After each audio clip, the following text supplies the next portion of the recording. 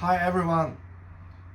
Today I want to show you how on the easiest way remove the starter on a Kawasaki ZX10R 2015.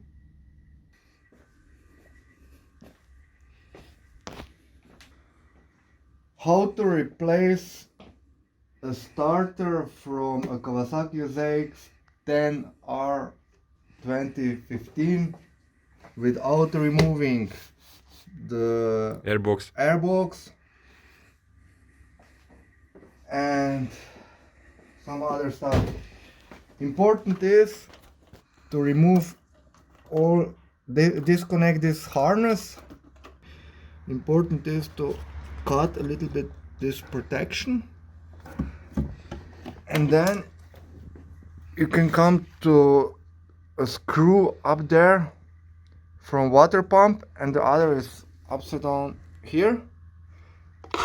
Then remove the water pump, and then simply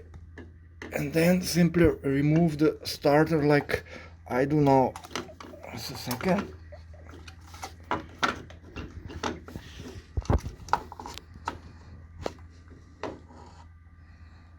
Voila.